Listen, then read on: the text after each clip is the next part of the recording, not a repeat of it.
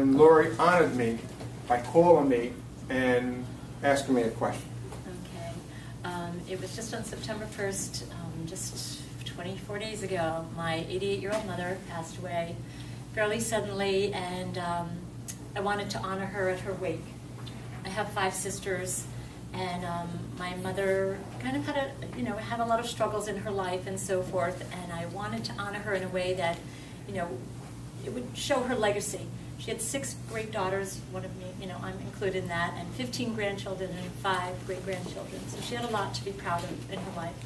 And I called Vince because I had all these great, wonderful things that I wanted to present and share with my friends and family that day at her wake. But I wasn't sure how to articulate it exactly. And I remember being here, and I remember there was the certain steps and the approach and so forth. So I shared with him on the phone, and I'm in the funeral home parking lot when I called him, by the way, because we were doing a lot of that stuff.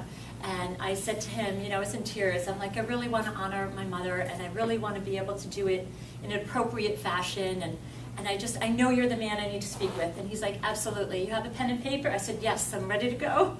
So he walked me through it step by step, helped me articulate what was coming really from my heart.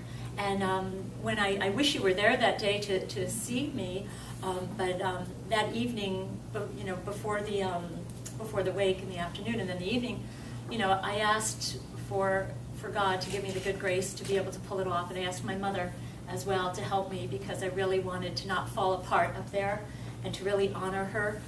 And I did. I pulled it off beautifully. I had people coming up to me after, and I have to say something, talking about being moved. After I did my little eulogy, standing up at the front, and I was speaking with one of my relatives, and I felt something touch me on the back. And there was nobody behind me. Like, I turned around quickly, thinking, was it with my son, when he was 7, running around, and he was in the other room. I'm like, that was my mom. She was there with me every step of the way, and she, made it possible for me to be able to articulate my love.